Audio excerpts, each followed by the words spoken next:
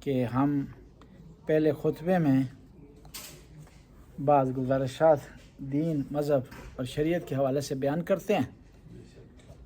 خداوند تعالیٰ نے انسان کو خلق کیا، اس کے اندر خصوصیات رکھیں اور اس کو اختیار دیا اور اس کے اندر قابلیت رکھی کہ وہ نیک کام بھی کر سکتا ہے اور خدا نخواستہ وہ برائی کی طرف بھی جا سکتا ہے۔ وہ خدا کی مخلوق سے پیار بھی کر سکتا ہے اور حسد بھی کر سکتا ہے۔ وہ خدا کی مخلوق کی تعریف بھی کر سکتا ہے اور وہ خدا کی مخلوق کی غیبت بھی کر سکتا ہے۔ اب اس نے چناؤ کرنا ہے کہ وہ کس طرف جائے، اور یہ جو چناؤ کرے گا اپنے اختیار سے کرے گا۔ یہ چل رہا ہے، انسان کو خلق کیا اور اس کو دو راستے دکھا دیے، اما شاکرن اما کفورا، انا ہدیناہ سبیلا۔ ہم نے انسان کو راستے دکھا دیے، اب اس کی مرضی کہ ہدایت کے راستے پر چلے، شاکر کے لائے، اور ہدایت کے راستے سے بھٹکے گا تو کفران کرے گا۔ بس یہ جو انسان ہے جو بعض اوقات برائی کی طرف چلا جاتا ہے، غلطی کی طرف چلا جاتا ہے، اس کے اندر اخلاقی بیماریاں آ جاتی ہیں۔ ان اخلاقی بیماریوں سے بچنے کا کیا ذریعہ؟ اور ہر بیماری سے کے علاج کے لیے پہلی شرط یہ ہے کہ آپ قبول کریں کہ آپ بیمار ہیں۔ جب تک آپ قبول نہیں کریں گے کہ آپ بیمار ہیں، اس وقت تک آپ ڈاکٹر کے پاس نہیں جائیں گے۔ 1000 قسم کی بیماری ہو آپ کو، لیکن آپ ایکسیپٹ ہی نہیں کر رہے میں بیمار ہوں، تو کیا ہے، آپ کبھی بھی ڈاکٹر کے پاس نہیں جائیں گے۔ بس بیماری کو رفع کرنے کی پہلی شرط یہ ہے کہ آپ ایکسیپٹ کریں کہ آپ بیمار ہیں۔ اور پھر یہ ضروری ہے کہ بیماری آپ چیک کریں کہ بیماری لگی کیوں آپ کو، کس وجہ سے لگی ہے۔ مثلا آپ کے اندر غیبت کی بیماری ہے، اگر آپ جج کر لیں گے کہ آپ کے اندر بیماری ہے اور یہ بھی تشخیص دے دیں گے فلاں محفل میں جانے کی وجہ سے مجھے بیماری لگی ہے غیبت والی، تو پھر آپ علاج کرنے میں آسانی رکھیں گے، پھر آپ کو مشکل نہیں ہوگی۔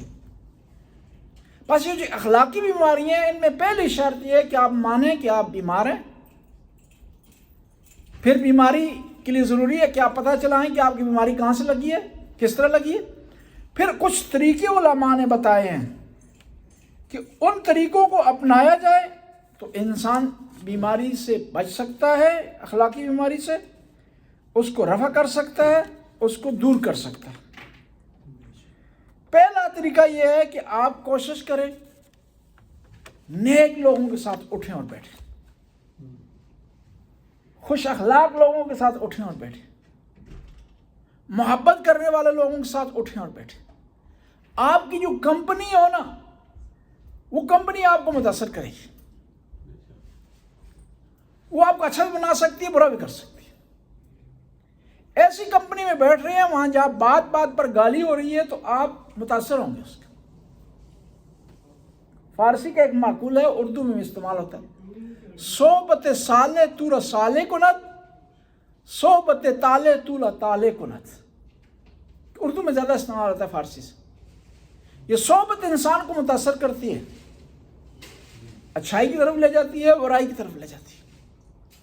اور اکثر وہ لوگ جو نیک بنے ہیں یا برے ہوئے ہیں، تو ان کی ہسٹری کو چیک کریں تو اچھی کمپنی اور بری کمپنی کی وجہ سے وہ اچھے بھی بنے ہیں، برے بھی بنے ہیں۔ اور خاص طور پر ماحول انسان کو متاثر کرتا ہے، یہ اتھینٹک بات ہے۔ بس انسان کوشش کرے ایسے لوگوں کے ساتھ اٹھنا بیٹھنا کرے کہ جو نیک ہوں۔ قرآن کہتا ہے کونوا مع الصادقین، سچوں کے ساتھ ہو جاؤ۔ امام علی علیہ السلام ارشاد فرماتے ہیں اللہم وفقنی فیہ لموافقت الابرار، رمضان کی دعا میں، کہ خدایا مجھے اس مہینے میں موفق بنا، کامیابی دے کہ میں ابرار لوگوں کے ساتھ اٹھوں بیٹھوں، ان کے ساتھ رہوں، ان کا ہم نوالا ہوں، ان کے ساتھ میری گپ شپ ہو، ان کے ساتھ میری محفلیں ہوں۔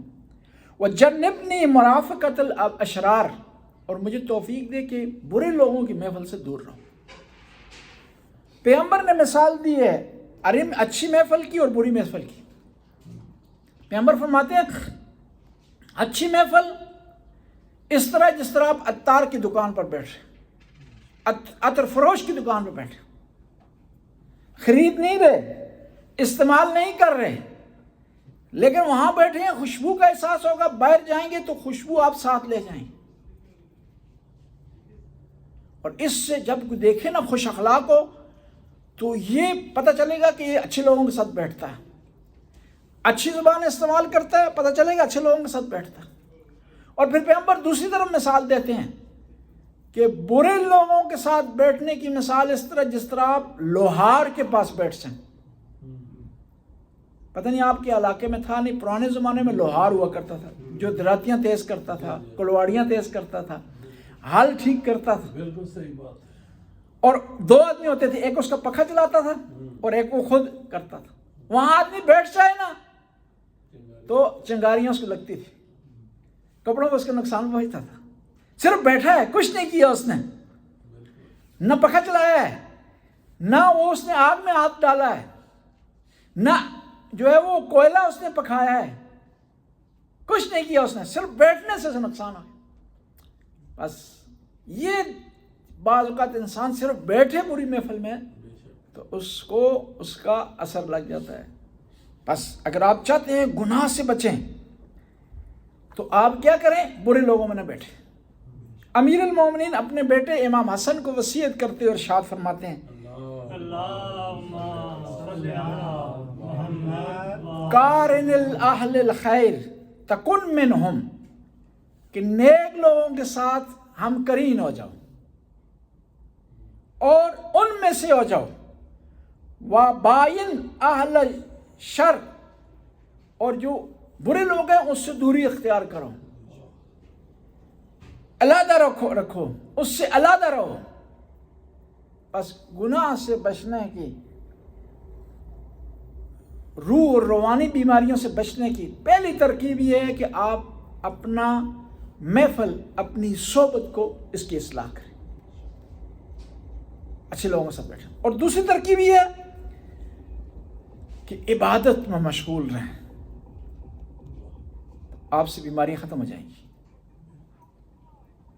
قرآن نے بیماریوں کا ذکر کیا ہے، کہا یہ بیماری ہے، یہ بیماری لگ سکتی ہے، کہا الا المصلین، لیکن وہ لوگ جو کہ نماز پڑھتے ہیں وہ بیماریوں سے محفوظ ہیں۔ استعینوا بالصبر والصلاۃ، آپ سمجھ رہے ہیں کہ کوئی بیماری آپ پر غلبہ کر رہی ہے، آپ کے روح میں رچ بچ چکی ہے، تو آپ کیا نماز سے اور صبر سے مدد حاصل کریں۔ پھر تیسرا طریقہ یہ ہے کہ آپ کس طرح بیماریوں سے بچ سکتے ہیں۔ یہ جو بیماریاں ہیں نا، غیبت کی بیماری ہے، جھوٹ بولنے کی بیماری ہے، منافقت کی بیماری ہے، جاسوسی کرنے کی بیماری ہے، دوسروں کے عیب اچھالنے کی بیماری ہے، اس کے جو نتائج ہیں ان کی طرف توجہ کریں، اس دنیا میں بھی اور آخرت میں بھی۔ اور تاریخ کا مطالعہ کریں کہ جن لوگوں نے بھی بیماریاں تھیں ان کا نتیجہ کیا ہوا۔ غرور بہت بڑی بری بیماری ہے، اور تاریخ کا جب مطالعہ کریں گے تو سب سے پہلے غرور کس نے کیا؟ شیطان نے۔ نتیجہ کیا ہوا ہے کہ آج تک لعنتی ہے اور ہمیشہ لعنتی رہے گا۔ دنیا میں جو بھی برا کام ہوتا ہے اسی کی طرف نسبت دی جاتی ہے، اور حتی بعض کا لوگ خود کرتے ہیں اس کی طرف نسبت دے دیتے ہیں۔ وہ بھی کہتے ہیں ہاتھ جوڑ کے بھائی میں ہاں گناہگار غلط ہے، لیکن اتنا بھی نہیں کرتے خود ہو تو میری گردن تے پار ہے۔ جی یعنی کہ لعنتی کیوں ہوا ہے؟ غرور کی وجہ سے، تکبر کی وجہ سے۔ پھر قابیل کو دیکھیں،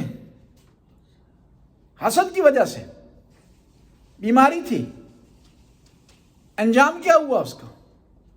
بس اس انجام کو سوچیں تو بیماریوں سے دوری اختیار کریں۔ قارون کتنا بڑا اس کا خزانہ تھا، اور اس کا خزانہ ختم نہیں ہوتا تھا، لیکن اس میں ایک بیماری تھی، کنجوسی، خرچ نہیں کرتا تھا۔ نتیجہ کیا ہوا؟ یہ مال یہیں چھوڑ کر چلا گیا، ساتھ کچھ نہیں لے کر گیا۔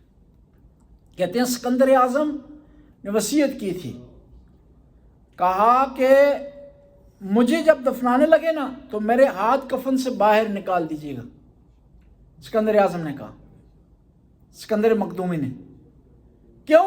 تاکہ لوگوں کو پتہ چلے اتنی دنیا میں حکومت کرنے کے بعد جب اس دنیا سے میں گیا ہوں تو میرے ہاتھ خالی تھے، کمایا جس طریقے سے یہی رہ گیا، لیکن وہ میرے ساتھ جا رہا ہے جو میں نے خدا کے راستے میں خرچ کیا، جس میں غریبوں کی مدد کی ہے، مسجد بنائی ہے، امام بارگاہ بنائی ہے، درس کا انتظام کیا ہے، رفاہ کے کام کیے ہیں، مخلوق خدا کی خدمت کی ہے، وہ میرے ساتھ جا رہے ہیں۔ بس کیا ہے، انسان کو چاہیے کہ جو اخلاقی بیماریاں ہیں اس نے بچنے کا ایک طریقہ کار یہ ہے کہ انسان ان بیماریوں کے انجام کی طرف سوچے تو وہ گناہ سے بچ سکتا ہے۔ ایک صلوات پڑھ بلند آواز سے۔